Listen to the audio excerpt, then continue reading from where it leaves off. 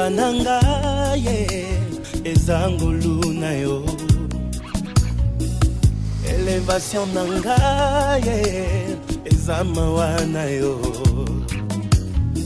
Bitumbe komelaki nga nafungola miso namona mampinga ya banjelu.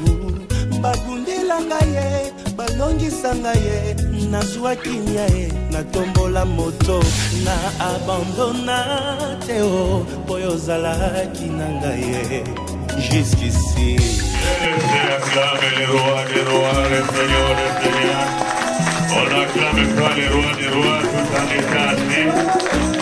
On n'acclame pas tout en étant assis. Nathan s'est levé, lève-toi, on acclame les cris de joie. Il y en a qui ne sont pas encore à l'église, ils sont ailleurs.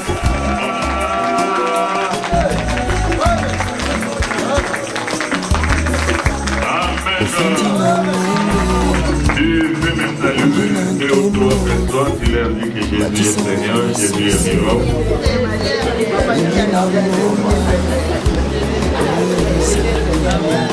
Amen. Amen. Là-dessus, et Dieu te réserve une surprise agréable. Vous savez, bien-aimés, que nous parlons sur les choses de ce monde, les choses de la terre, mais nous ne devons jamais, jamais oublier le plus important, la chose que l'Éternel nous a créée, nous a fait que nous soyons de chrétiens ici sur la terre. Alléluia. Amen. Nous pouvons tout faire, nous pouvons tout gagner, nous pouvons tout avoir. Il y a une chose que Dieu attend auprès de toi et auprès de moi. Lorsque les objectifs du Seigneur sont vraiment atteints, Dieu sera content, Dieu sera dans la joie et le ciel glorifiera l'agneau pour l'œuvre qu'il a accomplie sur la croix de Golgotha. Alléluia. Nous ouvrons nos Bibles, je ne vais pas tarder parce que nous allons lire des versets. Le lecteur, il est prêt? Ésaïe chapitre 40, versets 6 à 8. Ésaïe 40, versets 6 à 8. Une voix dit, crie, et il répond, qu'écrirai-je? Toute chair est comme l'herbe, et tout son éclat comme la fleur des champs. L'herbe sèche, la fleur tombe, et quand les vents de l'Éternel soufflent dessus. Certainement le peuple est comme l'herbe. 6, 7. Oui, 6 à 7, tu te réponds.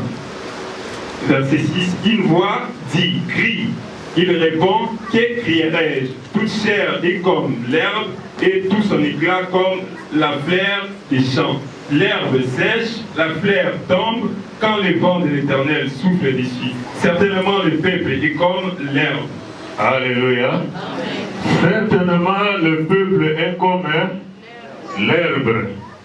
Nous allons partager cet après-midi, suis-moi très bien, sur un sujet que j'ai intitulé « La terre n'est pas notre destinée finale ». Alléluia. La terre sur laquelle nous vivons n'est pas notre destinée finale. Amen. Amen. Voilà pourquoi les prophètes nous révèlent la nature même de l'homme. Il dit qu'une voix lui dit crie. Et le prophète demande qu'est-ce que je vais crier? Qu'est-ce que je vais dire? La parole lui fit dans sa bouche. Crie, dit que l'herbe sèche. Alléluia. L'herbe fait quoi? Sèche. Et la fleur tombe. Tout peuple est comme quoi? Et comme l'herbe. Nous devons savoir que notre vie sur la terre est une mission temporaire, est une mission à une courte durée.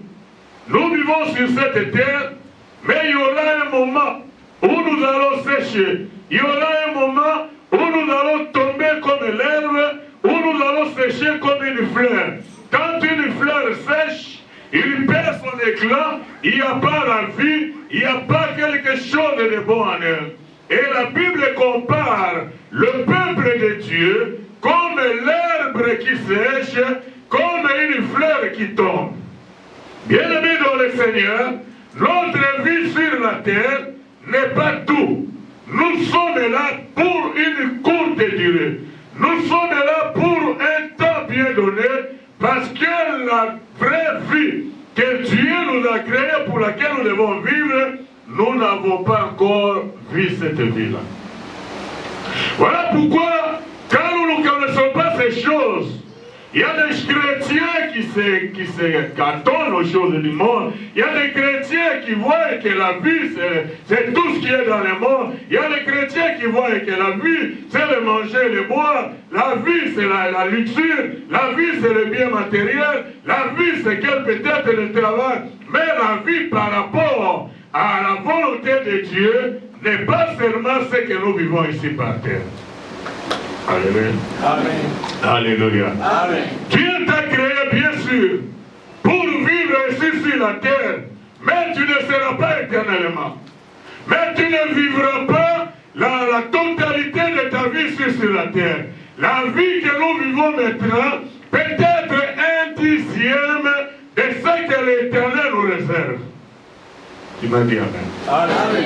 Tu m'as dit Amen. Amen. Voilà pourquoi le Seigneur a mis à cœur de réveiller l'Église. Parce que l'Église est en train de s'endormir. L'Église est en train de parcourir derrière le monde. L'Église est en train de s'éloigner de la volonté du Seigneur. Il y a des chrétiens qui viennent dans l'Église, mais qui ne comprennent pas le pourquoi de leur salut. Il y a des chrétiens de Jean chapitre 3 verset 15, les chrétiens qui viennent pourquoi? Pour la vie éternelle. Amen. Amen. Cet homme, ce chrétien de la vie éternelle, peu importe les circonstances de la vie, peu importe les événements qui l'entourent, peu importe ce qu'il peut raconter dans sa vie, il n'abandonnera jamais le Seigneur.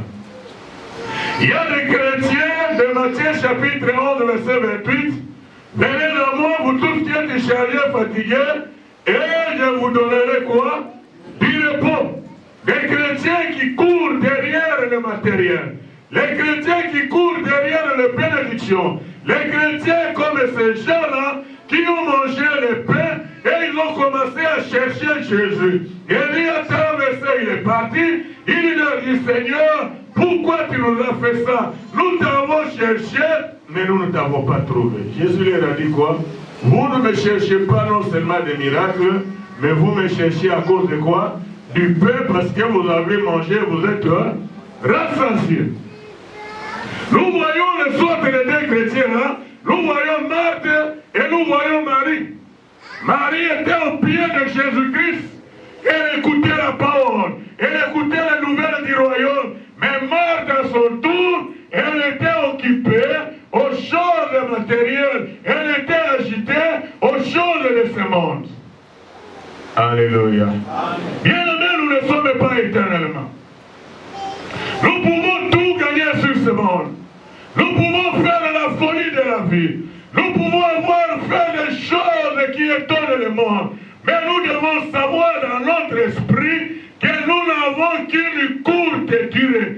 La vie sur la terre, c'est une étape temporaire. Alléluia. Amen. Si je demande, qu'est-ce que le sens de la vie? Qui peut me répondre? Chacun comprend la vie de sa manière. Quel est le sens de la vie? La vie, c'est quoi?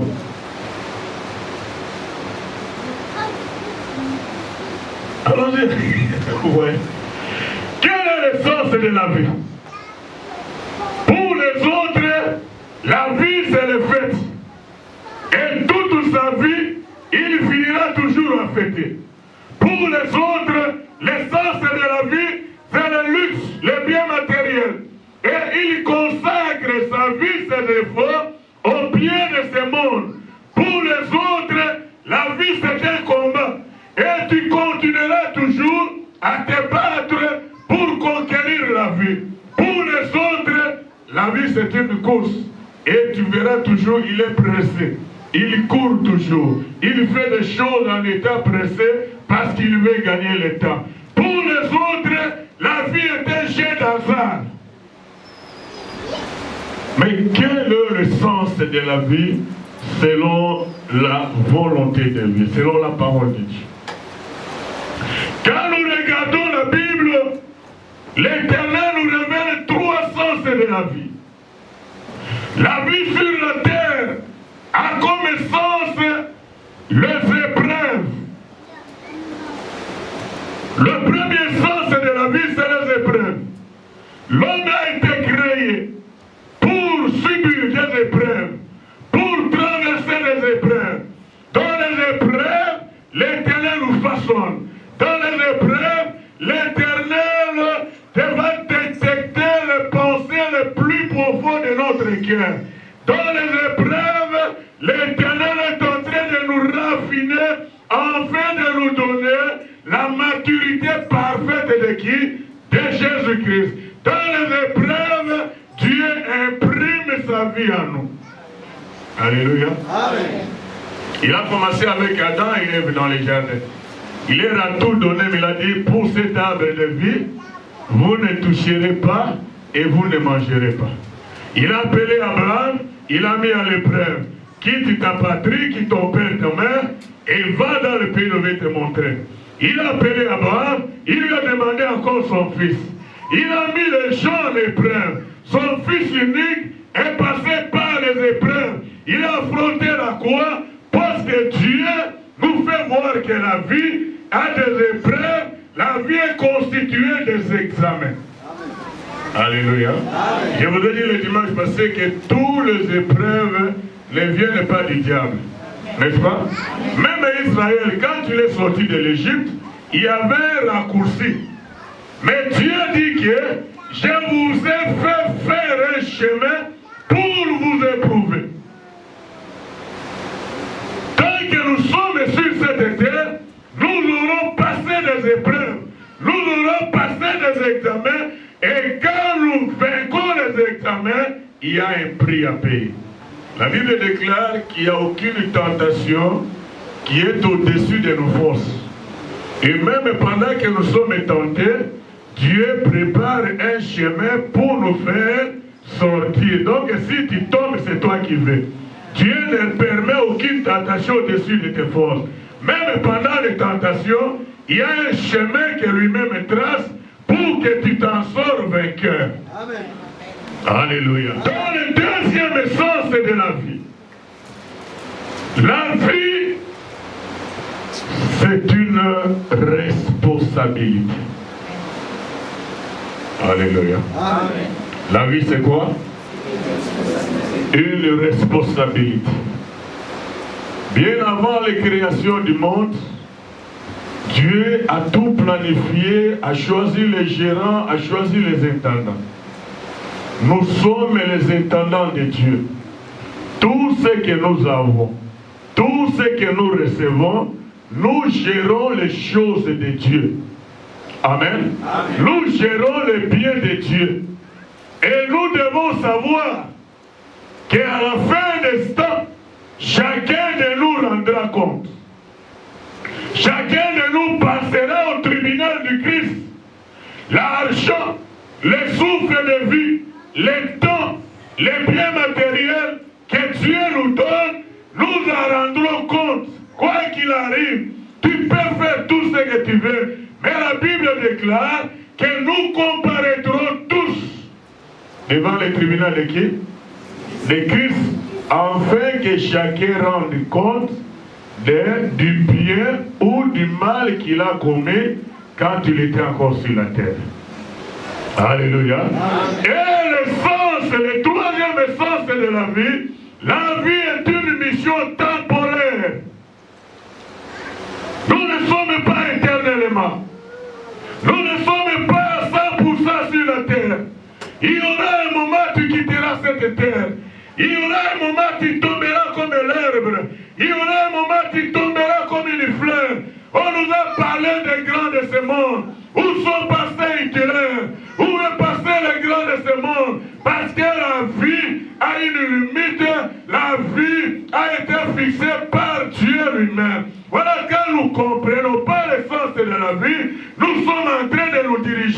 comme nous voulons. Nous sommes en train de vivre selon les sentiments, selon les choses de ce monde, mais nous oublions que nous sommes temporairement. Nous sommes ici sur la terre pour un petit temps. La durée de vie sur la terre n'est pas comparable à la vie qui nous est réservée. Alléluia. Amen. Vous pouvez nous aider le tableau, papa? Il y a des gens qui viennent en retard. Comme ça, ils peuvent se fixer dans le message.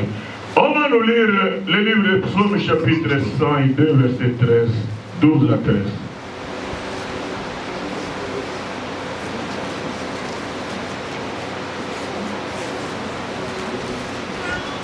Psaume 102. J'ai dit que là où il y a l'esprit, il y a la liberté. Tu as trouvé, tu peux lire. Psaume 102, verset 12 à 13. Mes jours sont comme l'ombre à son déclin, et mes dessèches comme l'herbe. Mais toi, l'Éternel, tu règnes à perpétuité, et la mémoire dure de génération en génération. 12. Mes jours sont comme l'ombre à son déclin, et mes dessèches comme l'herbe. Et quoi? Mes dessèches comme l'herbe. Mes dessèches. Oui. Alléluia. Et je me dessèche. Voilà. Je me dessèche. Est-ce qu'on peut lire tout le verset 12? Mes jours.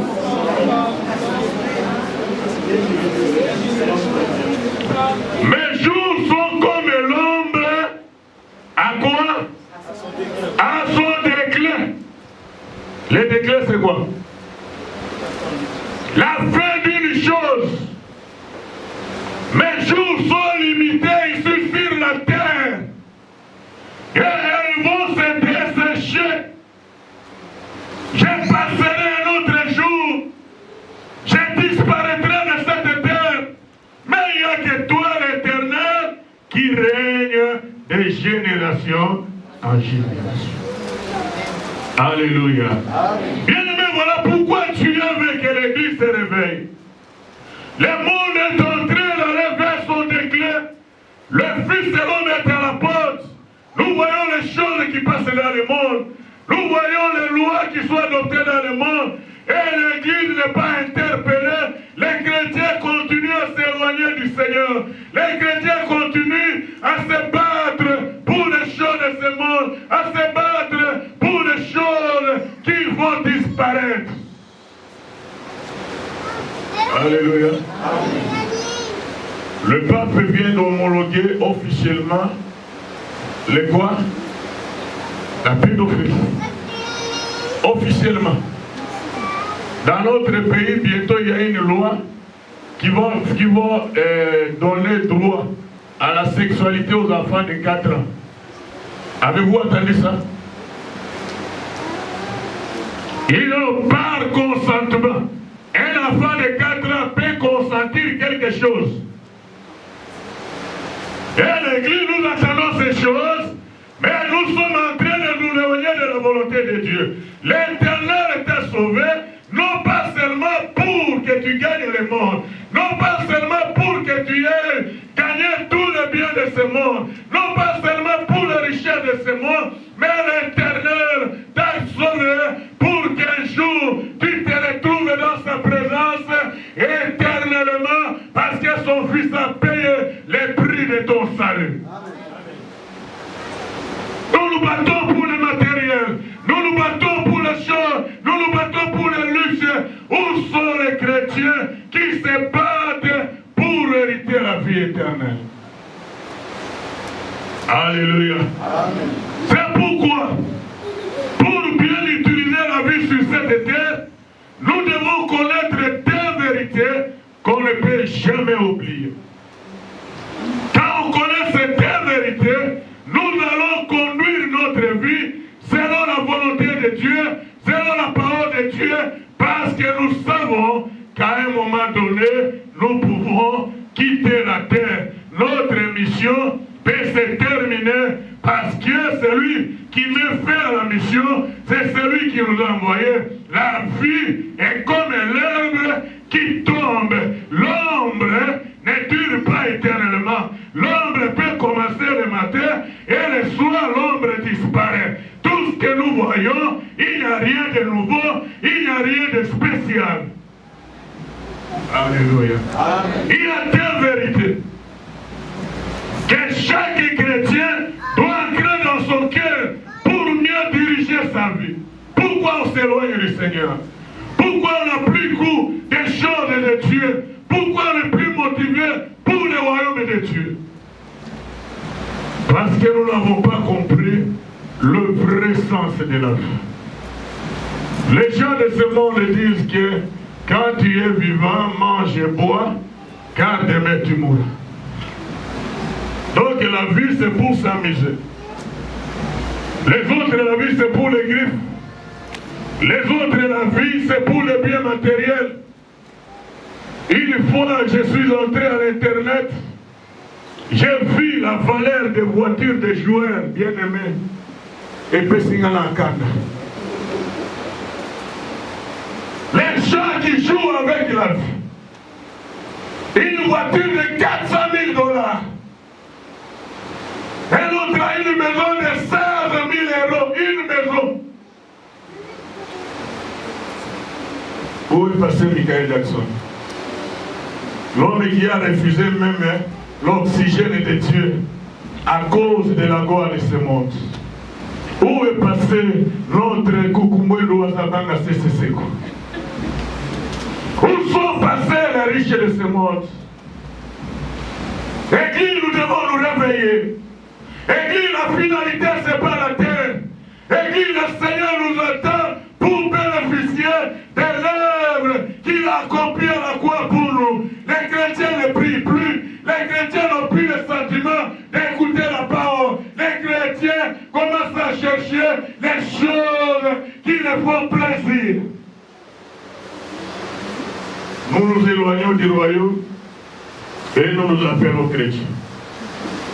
Quelqu'un qui sait qu'il est appelé pour la vie éternelle, qu'il neige, qu'il pleuve, qu'il sait qu'il y a une vent, qu'il y a une tempête, son amour ne changera pas devant le Seigneur. Pour dire qui me séparera de l'amour de Christ. Alléluia. Non, il y a beaucoup de choses que nous devons revoir, chers chrétiens.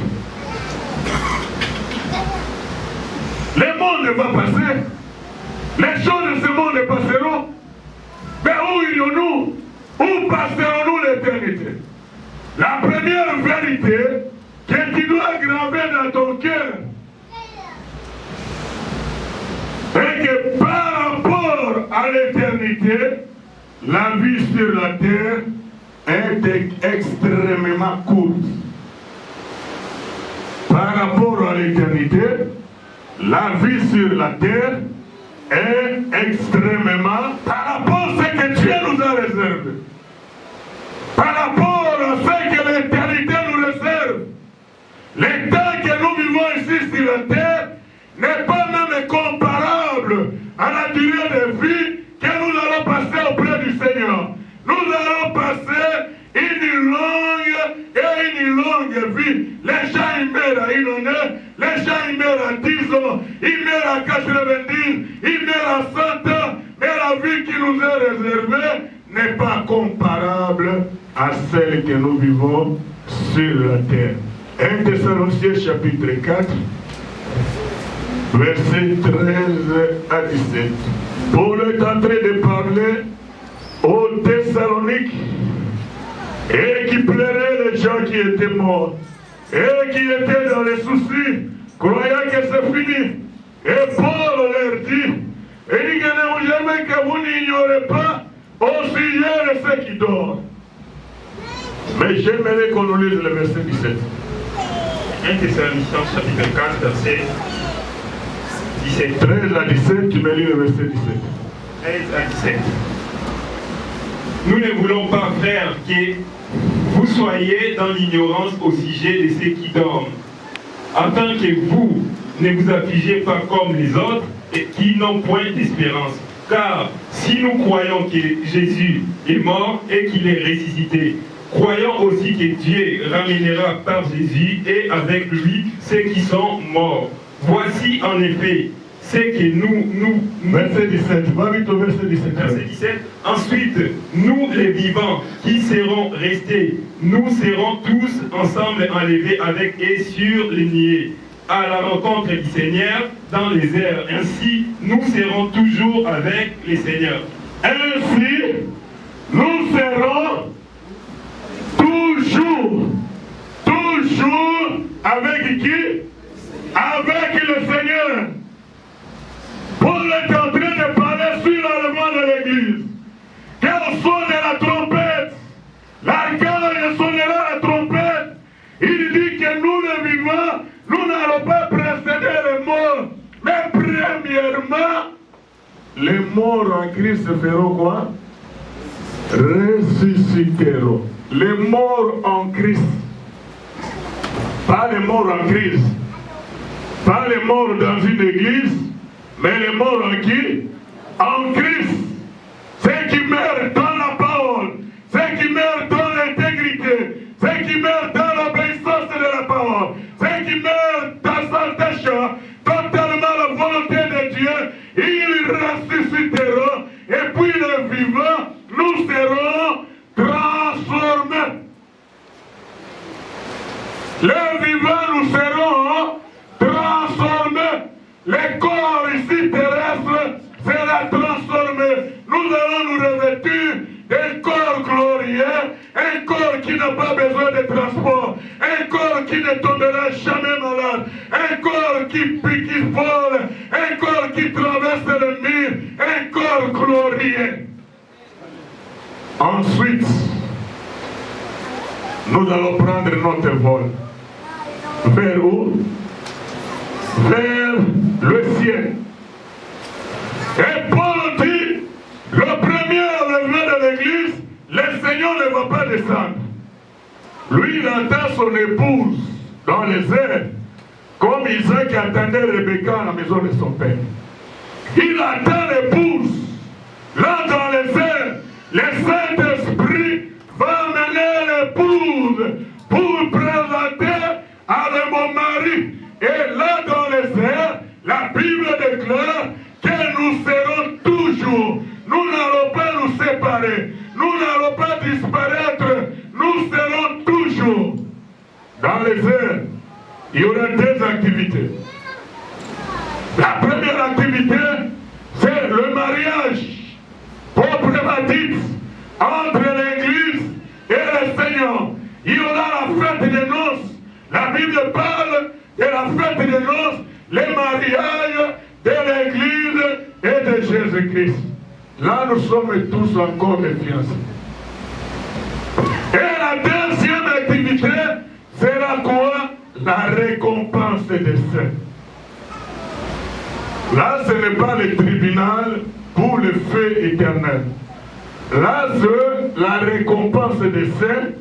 Le Seigneur récompensera chaque chrétien selon l'activité qu'il a accomplie dans son église.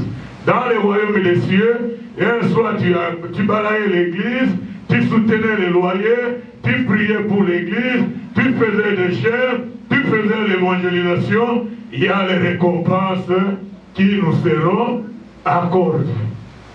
Alléluia. Là, nous sommes dans les airs. Nous passons maintenant une vie sans fin, une vie sans limite, une vie qui ne connaîtra plus la mort, une vie où il n'y aura plus de maladie, une vie où il n'y aura plus de malheur. La vie sur la terre n'est qu'une étape temporaire. Que le diable ne te trompe pas, ma sœur et mon frère. Que le diable ne t'entraîne pas vers l'enfer. Profite de la grâce du Seigneur. Profite de la bonté de Dieu. Parce qu'il y a des chemins. Hébreux 9, verset, tu parles. Après la mort, il n'y a aucun sacrifice pour le salut. Parce qu'après la mort, il n'y a que le jugement qui est réservé à l'homme. Alléluia. Dépouillons-nous des œuvres mortes. Nettoyons nos vêtements. Préparons-nous souffrance, la vie de combat, la vie d'adversité, la vie de mécontentement, cette vie-là, nous allons l'abandonner ici sur la terre. Alléluia. Amen. Après les heures, le Seigneur va descendre avec son épouse. Pour faire quoi? Apocalypse chapitre 20, verset 1 à 6.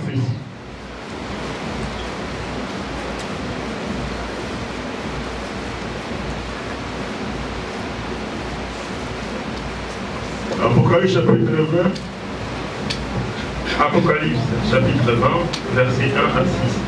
Puis j'ai vu descendre du ciel un ange qui avait la clé de l'abîme et une grande chaîne dans sa main. Il saisit les dragons, les serpents anciens, et qui est le diable et Satan, et il les lia pour 1000 ans.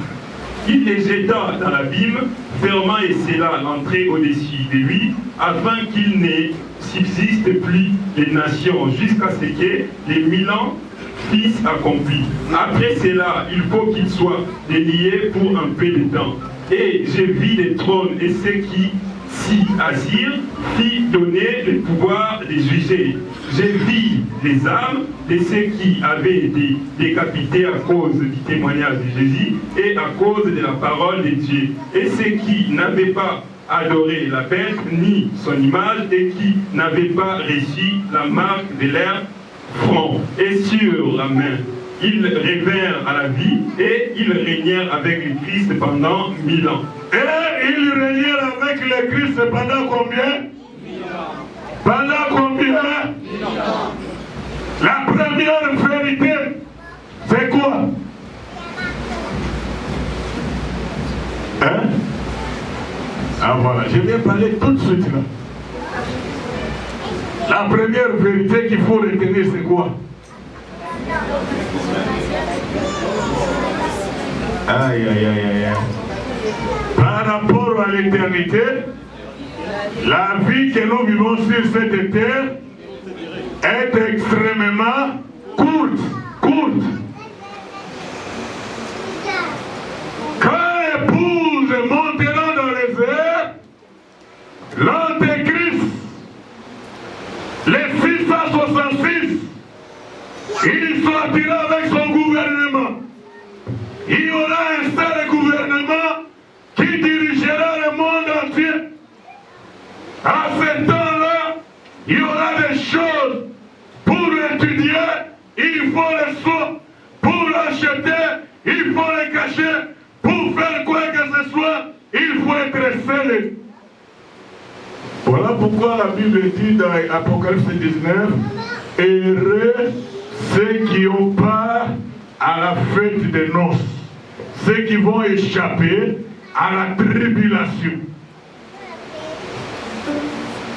Quand la tribulation entraînera sa fin, la Bible déclare à ce moment-là, la grâce sera donnée qu'à Israël, le premier fils de Dieu, Israël naturel. C'est alors que Dieu va les ouvrir les yeux et ils verront que oh, c'est lui qu'on avait crucifié, c'est lui-là le Fils de Dieu. C'est eux qui auront la grâce. Il y en aura peu qui vont résister au diable.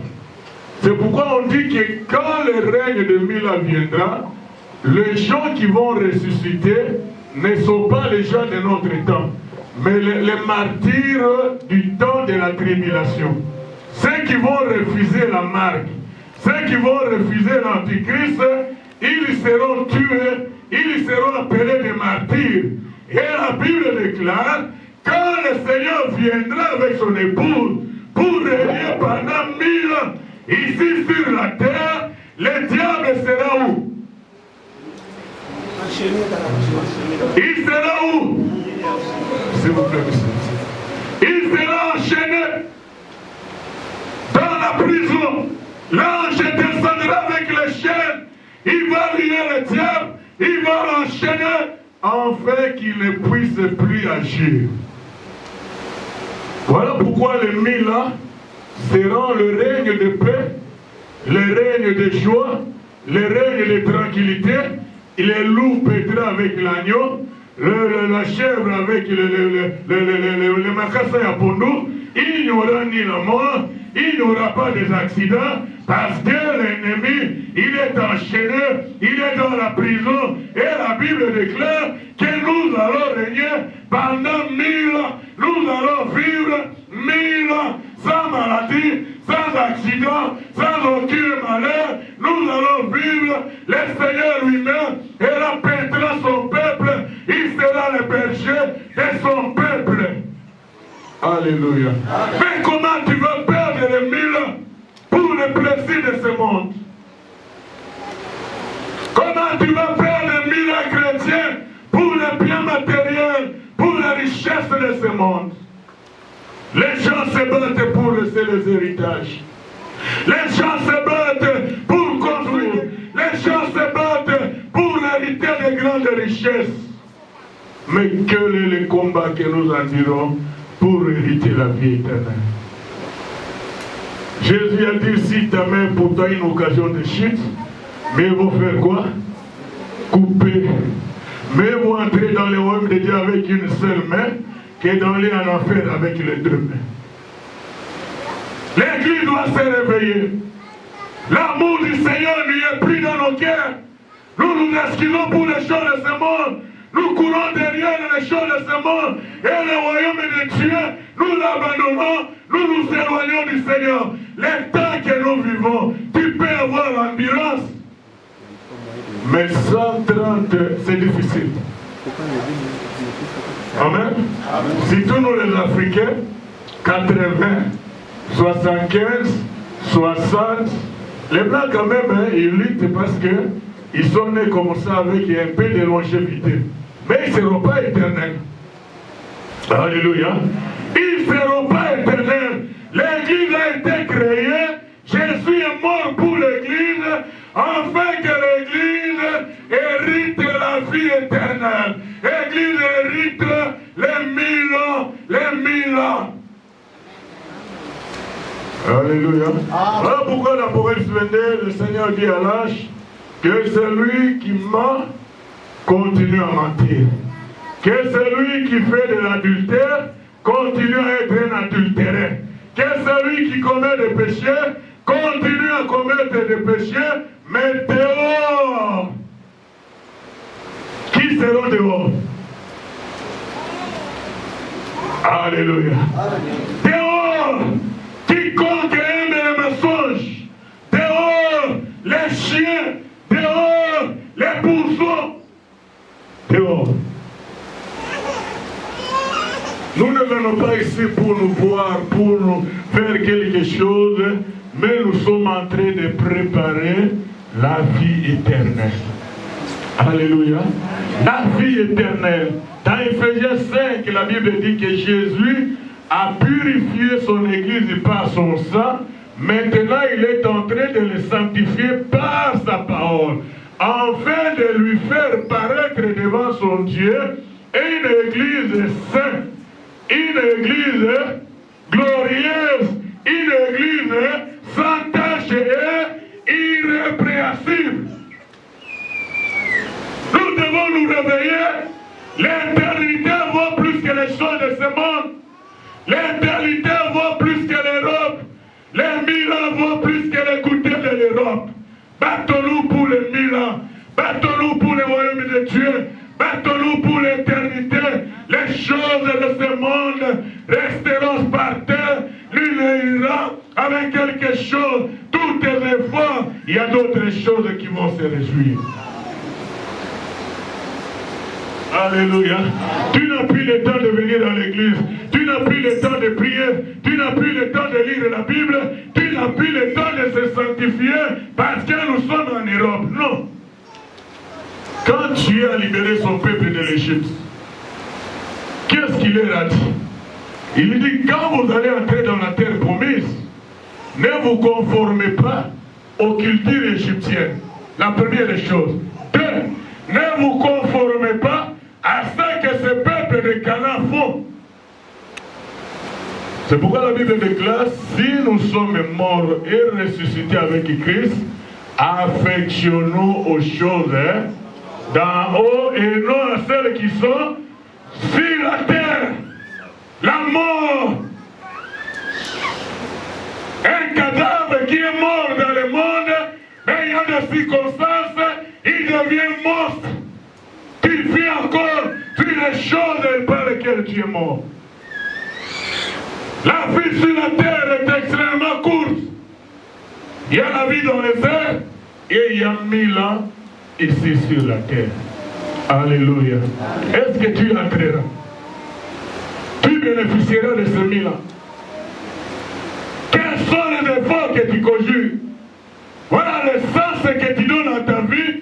C'est là où tu appliques tes forces, tu appliques ton temps, tu appliques ton corps, tu appliques ton cœur, afin que tu donnes l'essence de ta vie. Mais Jésus ne veut pas qu'aucun de nous se perde.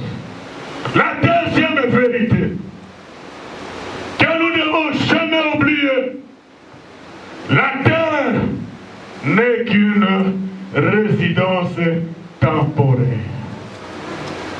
Alléluia. La terre n'est qu'une résidence temporaire. La terre, ce n'est pas notre cité. La terre, ce n'est pas notre patrie.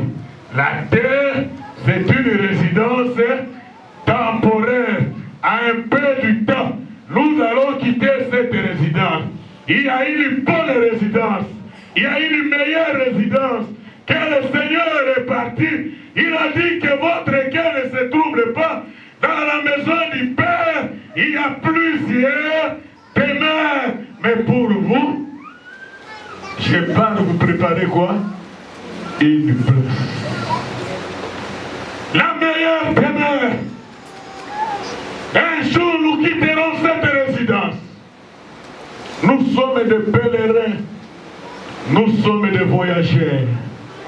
Nous sommes des ambassadeurs. Les ambassadeurs de Christ. Mais aujourd'hui, les ambassadeurs trahissent leur gouvernement. Ensuite, il y a un ambassadeur américain commence à s'adopter aux cultures françaises. Tu as déjà vu? Non. Il vit la vie de son pays. Il sait que je suis ici pour un temps.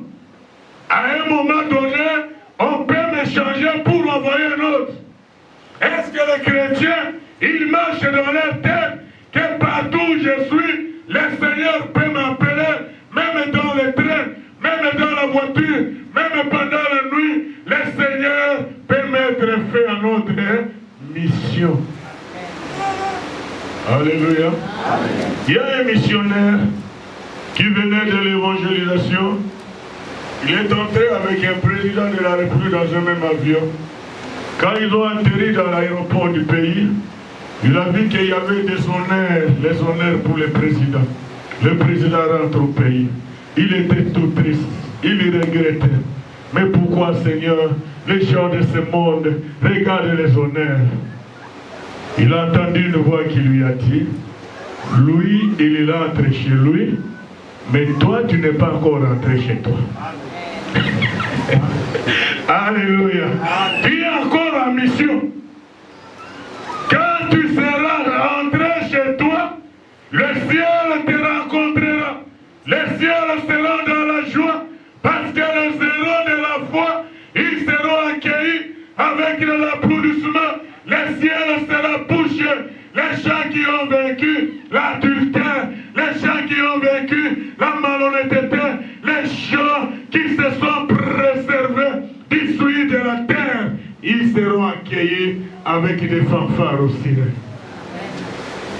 C'est pourquoi Jésus a dit, celui qui vaincra, je lui donnerai une couronne de vie. Alléluia. Amen. La terre n'est qu'une résidence temporaire. On peut nous lire. Psaume 119, verset 19. Dans 1 Pierre 2, 11, Pierre dit, vous êtes des étrangers, des voyageurs sur la terre. Vous connaissez tous ce verset. Psaume 119, verset 19. Nous sommes des passagers. Personne ne restera. La terre n'est pas notre destinée finale. Nous passerons. Les temps avancent, les jours avancent, les années avancent. Nous aussi, nous avançons vers notre déclin. Notre déclin va arriver. Allons-y, frère. Psaume 119, verset 19. Je suis un étranger sur la terre, ne me cache pas tes commandements. Alléluia. David dit à l'Éternel, Éternel, malgré la royauté, malgré la richesse, malgré la victoire, je ne suis qu'un étranger où sur la terre. Voilà pourquoi révèle-moi ta parole, afin que je sache comment me conduire, comment me préserver, comment être l'épouse que le Seigneur va entrer avec un mariage.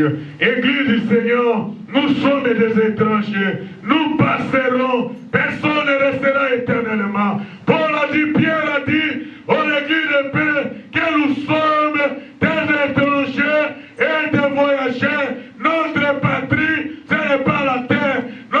La maison éternelle, ce n'est pas la terre. Il y a la meilleure que Dieu prépare pour nous. Alléluia. Comment les Français nous appellent? Les quoi? Les étrangers, les immigrés. Parce que ce n'est pas notre patrie. Tu peux avoir la nationalité, mais tu n'es pas français. Tu es considéré comme un Manfoué, un Kanda. Quand on entend ce nom, on dit, lui c'est un étranger. Nous devons nous considérer ainsi, sur la terre, parce que Dieu nous donne le temps pour que nous faisons notre pèlerinage. Et il y a un temps fixé, il y a un temps marqué où chacun de nous se verra à la fin de sa mission. Mais où iras-tu? Le plaisir de ce monde restera. Les choses de ce monde restera. 1 Pierre chapitre 1 verset 17. Qu'est-ce que la Bible dit?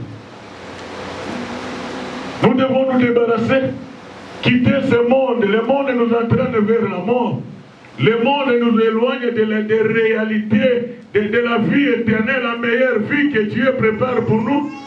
Acceptons de mourir pauvres, acceptons de mourir rejetés, mais de gagner la vie éternelle, la vie éternelle. Et si vous invoquez comme Père celui qui gît selon l'œuvre de chacun, sans exception des personnes, conduisez-vous avec crainte pendant les temps de votre pèlerinage. Conduisez-vous avec quoi? Crainte de Dieu pendant les temps de votre pèlerinage. Les pèlerins, les voyageurs. Tu vois les gens qui n'aiment pas louer de maison, hein? On les appelle qui? Les gens des voyages. Aujourd'hui, tout un terrain là, ils se campent. On les chasse, dans l'air, tout ce qui est là, dans les voitures, il y a des toilettes, il y a des douches, il y a tout. Vous les chassez aujourd'hui, pas chercher notre terrain, on les appelle quoi? Les gens de voyage. Les chrétiens sont les gens de voyage. Si tu vois la vie comme Dieu le voit, tu prendras ta vie au sérieux. Tu prendras la vie chrétienne au sérieux. Tu seras prêt à te préparer à tout moment. La trompette peut sonner à tout moment. Même si la trompette ne sonne pas, il y a un nom qui nous attend, qui marche avec nous, le nom qu'on appelle la mort. La mort. Il dort avec nous, elle se réveille avec nous, elle marche avec nous. La mort, elle est partout. Alléluia. Une sœur m'a raconté une histoire, il y a des gens qui sont venus de l'Angleterre à Paris pour passer les vacances. Ils arrivent le soir, ils déposent les bagages à l'hôtel, ils disent non, nous sommes allés manger. Lorsqu'ils sont allés dans les restaurants, on leur donne les goûters. Non, l'entrée. Pour sortir, il faut entrer, n'est-ce pas? Ça, c'est l'Europe. Mais nous, on entre directement. Nous, on ne sort pas de sortir, tout ça, direct. Lorsqu'on commence à prendre l'entrée, l'une d'elles a commencé à changer de visage. Oh, je vais vomir. Oh, je vais les toilettes. Elle va aux toilettes, la mort.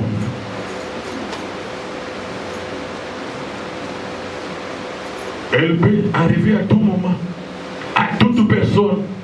Elle ne choisit pas la catégorie, la taille, la beauté, les millions. Elle peut arriver à tout moment. Parce que nous ne sommes pas éternellement. La Bible déclare qu'il y a une meilleure cité.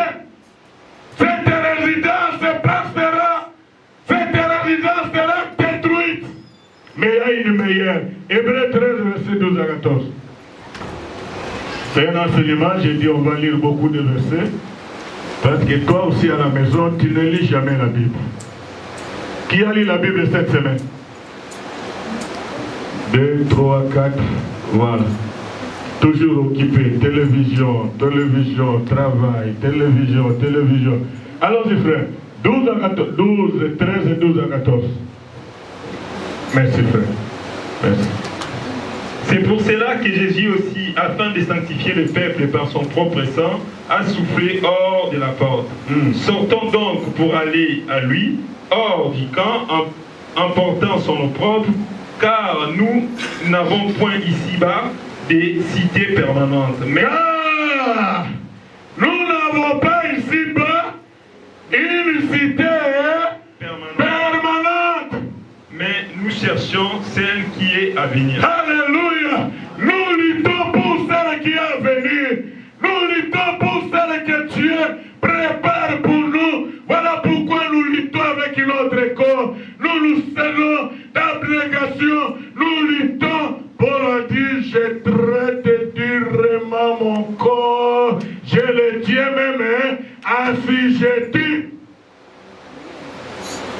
De peur d'être moi-même rejeté après avoir gagné tout le monde. Maman baluba masua et baluka kanalibo. Le diable est en train de chercher. La Bible dit nous devons sortir du monde. Nous sommes dans le monde, mais nous ne sommes pas du monde. Nous devons quitter le système, les modèles, les langages, les comportements, les habitudes du monde, parce que nous ne sommes pas du monde. Nous devons sortir où? Hors du monde. Christ est mort en dehors de la ville de Jérusalem. Voilà là où l'Église doit vivre, en dehors des coutumes, en dehors des traditions, en dehors des réalités de l'Europe. Mais aujourd'hui, il y a des chrétiens qui se conforment au monde. Nous n'avons pas une cité ici-bas, mais nous attendons avec ardeur la meilleure que Dieu a préparée pour nous. Par les heures, nous allons passer le temps dans cette cité. Pendant 1000 ans, nous allons régner avec l'époux. Bien aimé, nous devons racheter le temps. Bien aimé, nous devons nous mettre en question et revoir. La vie chrétienne n'est pas le jeu de cartes. La vie chrétienne n'est pas le jeu de l'horoscope d'hasard. Nous devons mettre les choses en ordre parce que nous attendons le meilleur. Nous attendons ce qui dure. Nous attendons ce qui va durer éternellement. Alléluia. 2 Corinthiens chapitre 4. Verset 17 à 18. Tu attaques chapitre 5 jusqu'au 3e verset. 2 Corinthiens 4, 17 à 18.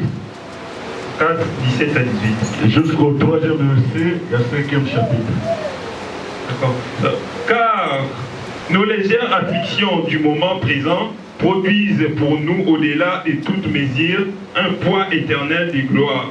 Parce que nous regardons non point aux choses visibles, mais celles qui sont invisibles. Car les choses visibles sont passagères et les invisibles sont éternelles. Voilà. Nous savons en effet que si cette tente où nous habitons sur la terre est détruite, nous avons Allons-y jusqu'à 3 frères. Nous avons dans les ciels un édifice qui est l'ouvrage de Dieu, une demeure éternelle qui n'a point été faite par les mains de l'homme. Aussi, nous gémissons dans cette tente, désirant revêtir notre domicile céleste, si, du moins, nous sommes trouvés vêtis et non bannis, car tandis que Si nous sommes trouvés comment? vêtus et non bannis, Vêtus et non pas nus. Merci frère. Paul dit que nous attendons la meilleure cité, la meilleure édifice que le Seigneur a préparé pour nous. Voilà pourquoi nous ne regardons pas aux choses visibles, mais nous regardons aux choses invisibles, parce que les choses visibles sont passagères. Alléluia. Les choses visibles sont passagères. Nous luttons pour les choses. Il dit les souffrances que nous souffrons, les maltraitances. Nous dépouillons, nous vivons dans l'abnégation. Toutes les souffrances que nous endurons va produire dans le futur un avenir meilleur. Alléluia. L'Église est attachée aux choses visibles. L'Église s'accroche aux choses visibles. L'Église parcourt derrière les choses visibles. Or, la Bible déclare que les choses visibles sont passagères. Passagères. Mais il y a une meilleure demeure. L'attente que l'Éternel a réservée pour nous. Il dit que nous attendons avec ardeur l'attente que le Seigneur a préparée, l'attente meilleure que nous allons abriter éternellement, qui ne sera jamais détruite. Ça c'est la terre. Dieu a dit tu es poussière, tu retourneras où? La poussière. Mais il y a un corps merveilleux, glorieux, que Dieu prépare pour nous.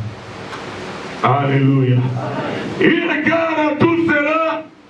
Il y a une mise en garde de Dieu pour ses enfants. La mise en garde de Dieu dans chaque chapitre 4, verset 4 à 5. Qu'est-ce que la Bible nous dit? Souligne bien dans ta Bible et ton carnet la mise en garde. Jacques 4, 4 à 5.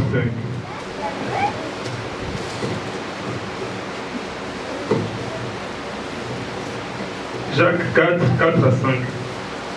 Adultères que vous êtes, ne savez-vous pas que l'amour du monde est inimitié contre Dieu? Celui donc qui veut être ainsi du monde se rend ennemi de Dieu. Alléluia. Adultères que vous êtes, ne savez-vous pas que l'amour du monde est inimitié à qui? Contre Dieu.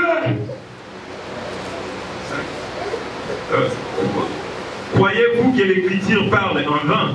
C'est avec jalousie que Dieu chérit l'Esprit qu'il a fait habiter en nous. Alléluia. Tu as créé le corps par la terre, mais il a soufflé dans la terre. Il a mis son esprit dans la terre. L'esprit qui est en nous, Dieu l'aime avec jalousie. Pourquoi ils appellent des adultères? Parce qu'avec l'esprit de Dieu, nous sommes en train de vivre dans les débauches. Avec l'Esprit de Dieu, nous sommes en train d'adorer les mensonges. Avec l'Esprit de Dieu, nous vivons dans la malhonnêteté. Voilà pourquoi il dit, adultères que vous êtes, vous aimez le monde et vous devenez l'ennemi de qui? De Dieu. Vous vous faites les ennemis de Dieu. Dieu nous met à garde de ne jamais aimer le monde ni les choses qui se trouvent dans le monde. Pourquoi les chrétiens ne se lèvent pas? Pourquoi les chrétiens ne prient pas? Pourquoi les chrétiens n'ont pas le goût de venir à l'église? C'est à cause de l'amour des choses de ce monde. La première mise en garde, n'aimez point le monde ni les choses qui sont dans le monde. La deuxième mise en garde, ne vous conformez pas au siècle présent. La troisième, sortez du monde. sortez. Ne vivons pas comme les païens. On ne peut pas se vêtir comme les païens. On ne peut pas avoir le langage des païens. On ne peut pas marcher comme les païens. On ne peut pas. Le paganisme n'est pas notre modèle. L'église, c'est la lumière de la terre. L'église, c'est le sel de la terre. C'est à nous d'inspirer le monde. Alléluia. C'est à nous d'inspirer le monde. Mais aujourd'hui, nous suivons le monde, les langages du monde, les accoutrements du monde, les habillements du monde, les comportements du monde, les politesses du monde, les mauvais langages du monde dans l'église du Seigneur. À retenir. Au ciel de l'Éternel, les grands héros de la foi, ce n'est pas ceux-là qui ont connu la prospérité. Ce n'est pas ceux-là qui se sont revêtus avec des grands griffes. Ce n'est pas ceux-là qui ont connu des succès. Ce n'est pas ceux-là qui ont connu des biens matériels. Mais ce sont ceux-là qui se sont battus par la foi pour éviter la vie éternelle. Que Dieu bénisse sa parole. Et tu verras, dans l'Apocalypse 3, tu vas lire à la maison, le Seigneur va couronner les héros de la foi. Tu as vaincu la tentation, tu as vaincu l'adultère, tu t'es privé des plaisirs du monde à cause de moi. Voilà les couronnes. Dieu va nous donner des couronnes.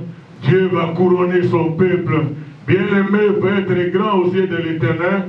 Ce n'est pas seulement avoir la prospérité de ce monde. Ce n'est pas seulement avoir le bien de ce monde. Qui est grand devant l'Éternel, c'est celui qui garde sa parole. C'est celui qui combat pour la vie éternelle. C'est celui qui cherche à gagner sa place au ciel. Car Dieu, il est venu pour gagner, non pour perdre. Il a besoin de toi. Il veut que tu hérites la vie éternelle. Mais que tu sois pauvre, que tu sois rejeté, même si le monde ne t'accepte pas, même si tu souffres sur cette terre, accepte de vivre comme ça, parce que la vie éternelle, c'est plus que les choses de ce monde. La vie éternelle, c'est plus que l'Europe. La vie éternelle, c'est plus que les grandes voitures. La vie éternelle, c'est plus que toute autre chose. Lèvons-nous, nous allons élever l'agneau de Dieu. Il nous a sauvés, il nous a rachetés, et il nous destine pour les meilleurs, pour les choses qui dureront éternellement. Il est digne de notre adoration. Dieu ne nous mène pas vers un chemin qu'on ne connaît pas. Il nous révèle le chemin, il nous révèle la destinée, il nous exhorte à tout moment pour que nous ne puissions pas nous perdre, nous égarer, nous éloigner de Dieu. Tu as perdu l'amour de Dieu à cause des choses de ce monde. Bien-aimé dans le Seigneur, reviens à l'Éternel, reviens à ton premier amour,